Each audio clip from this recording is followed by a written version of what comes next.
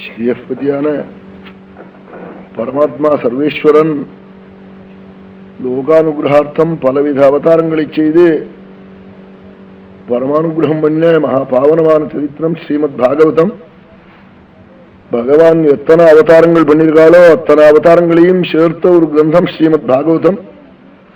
அதனாலதான் அந்த கிரந்தத்தை நாம் சிரவணம் பண்ற போதே பகவான் உள்ள வந்து உட்கார்ந்து விடுறாளா.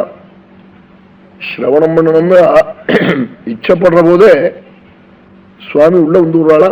கிருதிபிகி சுஷ்ரூஷுபிகி தட்சணா சுஷ்ரூஷ ஏற்படுற போதே கேட்கணும்னு சுவாமி உள்ள வந்து விடுறாளா.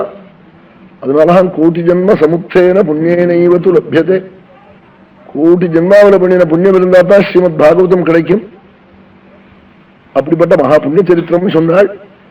அதையும் இந்த கோரமான கலியில பகவத்குணத்துக்கு ஈடான பரம சாதனம் வரை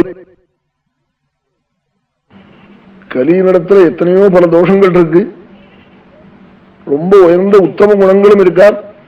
கலிக்கு ஒரு பெரிய குணம் என்னன்னா வியாசாச்சாரியால் குஷலான்யாசு சுத்யந்தி ஏதராணி கிருதானி குஷலானி ஆசு சித்தியந்தி. பாகவத சப்தாகம் வைக்கணும்னு நினைச்சாலே புண்ணியமா. ஆசுங்கிறதுக்கு சங்கல்ப மாத்திரேனான்னு அர்த்தம் பண்ணினாள். நேதராணி பாபம் அப்படி இல்லை. ஒத்தனை அடிக்கணும்னு நினைச்சான் பாபம் இல்லை, அடிச்சாதான் பாபமாம். கலியே காசிக்கு போகணும்னு நினைச்சா புண்ணியமா.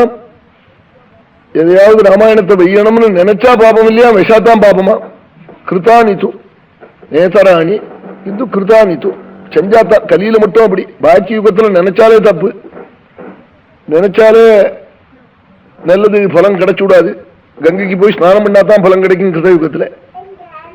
இப்படி ஒரு அனுகிரகம். குஷலான்னி அசுசந்தி நேதராணி கிருதானித்து அப்படி பின்ன வாக்கியமா பண்ணி இப்படி அழகா அர்த்தம் பண்ணியிருக்கார் ஸ்ரீதரர். அப்படிப்பட்ட மகா புண்ணியமான யுகம். நல்ல காரியம் செய்யணும்னு நினைச்சாலே புண்ணியமா, அப்புறம் செஞ்சுட்டா அதை பத்தி காக்கணுமா. அப்படிப்பட்ட புண்ணியமான ஒரு சக்தி கலியுகத்துல இருக்கு. இந்த கலியுகத்துல பரமசாதனமான பகவத்குணத்தை வியாசாச்சாரியால் தன்னுடைய ஆத்ம துஷ்டிக்காக ரச்சனை பண்ணினாள். அது தன் புத்திராளான சுகாச்சாரியாளுக்கு உபதேசம் பண்ணினாள். பரீட்சத்து வந்து காக்க போறாள். அதுக்காக பரீட்சத்தினுடைய உற்பத்தி சொல்வதற்காக பாரத சரித்திரம் சொன்னாள். இது பாரத சாரம். முதல் ஸ்கந்தம் முழுக்க, 9வது ஸ்கந்தம் முழுக்க ராமாயண பாவம். அப்படி போய் சொல்றாள். எல்லாம் சேர்ந்திருக்கு. ஸ்ரீமத் பாகவதத்துல சிவச்சரித்திரம். இனிமே சிவபுராணத்துல சிவச்சரித்திரம் அப்படி சொல்லல, அப்படி சொல்ல போறாள். நாளைக்கு சிவநாம வைபவம், பரமேஸ்வரனுடைய நாமாவை பத்தி எல்லாம் இருக்கு பாகவதத்திலேன்னு விட்டாள். அதனாலதான் வேறு இன்னொரு புராணமே தேவையில்லை, இதை சிரவணம் பண்ணாலே போரும். 18 புராணங்களையும் சிரவணம் பண்ண புண்ணியம்னு சொல்றாள். பீஷ்மர் மோட்சத்தை அடைஞ்சால் பகவான ஸ்தோத்திரம் பண்ணி தர்மபுத்திராதிகள் ராஜ்யமாண்டு இருந்தாள்.